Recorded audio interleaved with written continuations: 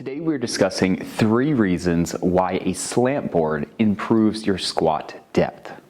Now most of us are familiar with a slant board, and a lot of us have the same reasons as to why we implement it into our rehab or training. The go-to answer for a lot of people as to why they do implement the slant board is to improve ankle range of motion. A lot of times this is strategically placed for patients or clients with tight calves or limited ankle mobility. And while that is correct, I want to raise your standard to another level where we are addressing and looking at the entire system. So although we have a very specific modification to a very specific body part, meaning the ankle or the foot, let's start to understand how this affects the whole body. Before we discuss the biomechanical benefits of the slant board, we first need to understand the biomechanics of a squat. Now, this concept was really popularized by Bill Hartman, but it also can be seen throughout the research. What we find is that the human body has a continuum that it likes to move on. And those movements are ER to IR to ER.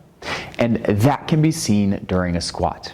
So what this will do is it will really help you understand what we should see at certain phases of a squat.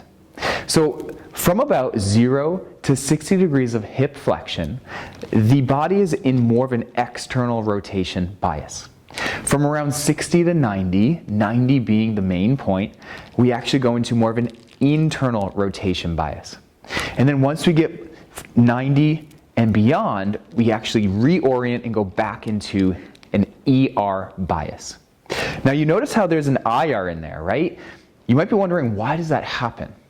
Well, as the femur is going into higher amounts of hip flexion, the external rotators on the back, because of their origin and insertion, they actually get to a point right around 90 degrees where, because of the line of pull has completely changed, we see them move from an ER bias to an IR bias.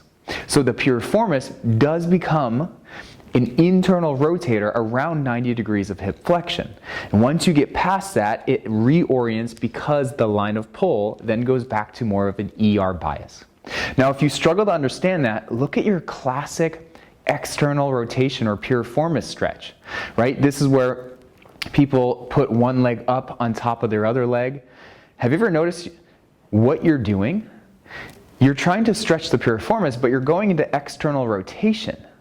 And that's because that angle, we start to actually have the piriformis working more as an internal rotator. And that is why you actually are in external rotation, but you're still stretching the piriformis.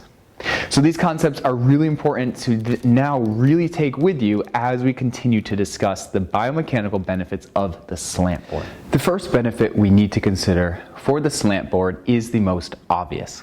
That is the foot and the ankle. Now, we already mentioned this in the beginning, but what we really want to start to take away is that the benefit doesn't stop at the foot and ankle. And we also need to start to take away closed versus open chain differences.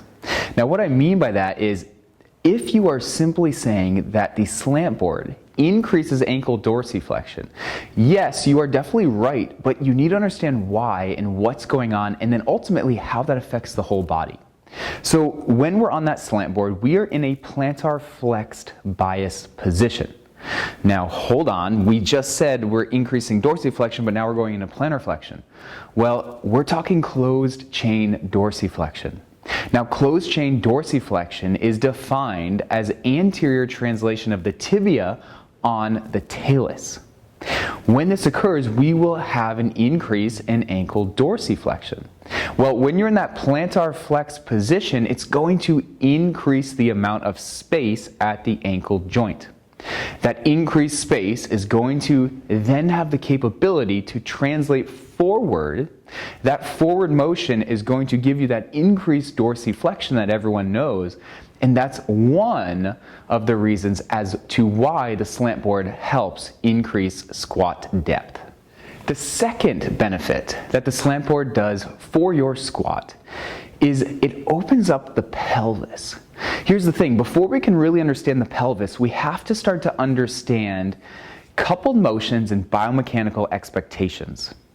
So the easiest example that we can start to look at that is at the foot and the ankle.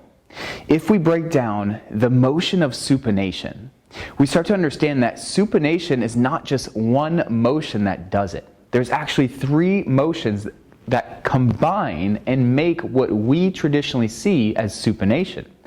So in order to achieve supination, you need to be moving in plantar flexion, adduction, and inversion.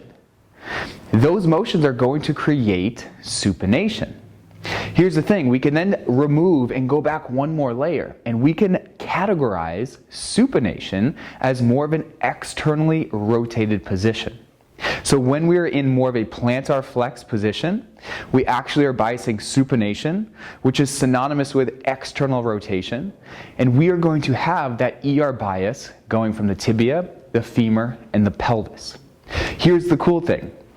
The pelvis and the sacrum have these same motions, the coupled motions and biomechanical expectations. So when we are in an ER bias at the pelvis, we are going to find the following. We are going to find that the sacrum is in more of a counter-nutated position. The counter-nutated position is going to have the innominates moving into ER, adduction, and extension. Now, for this video purpose, you don't necessarily need to know every detail about that, but what you need to know is that the position that your feet are in, because of the slant board, is having an ER bias up the entire chain. Now here's why that's important. The ER bias creates space. When you have space, you are then going to be able to move in more of a vertical range of motion. Conversely, when you don't have space, that is when we see more of these horizontal type, hinged-like looking squats. So the ER bias will really open up the pelvis, allow for that vertical motion to occur.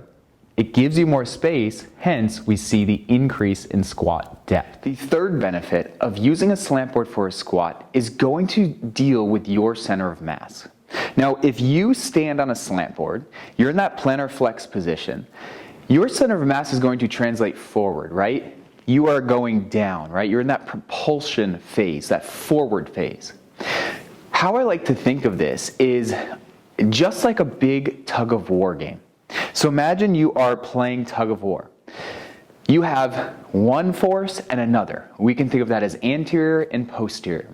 If you are being pushed forward, it's going to give you the ability to sit back more so compared to if you were already sitting back.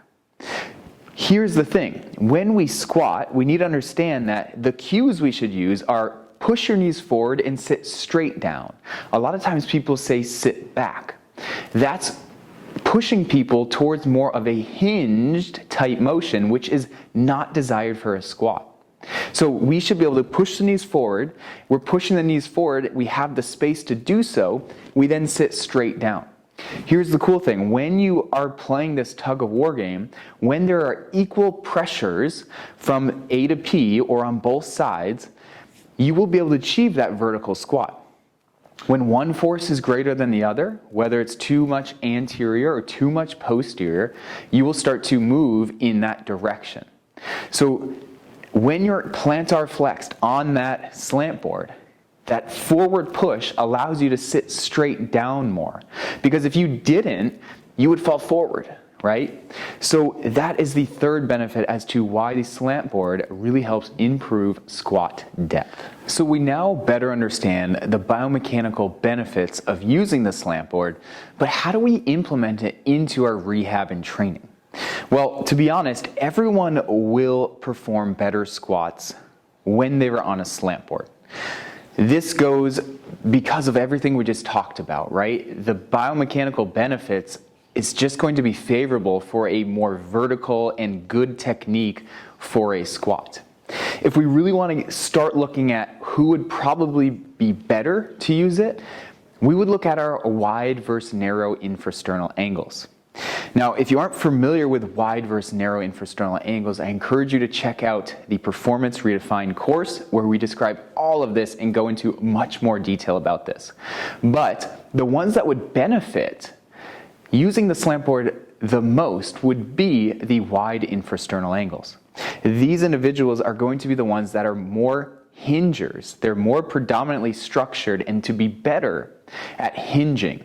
So these types of patients and clients will typically squat in more of a horizontal type pattern. So as you should already know from the benefits that we talked about, when we are on that slant board, it's going to bias more of that vertical motion. So the wide ISAs typically don't have enough space. They don't have enough expansion to be able to maintain a vertical upright torso. They want to move in that more horizontal direction. So by throwing them on the slant board, it's one way to start addressing that horizontal motion and get them more towards their vertical motion.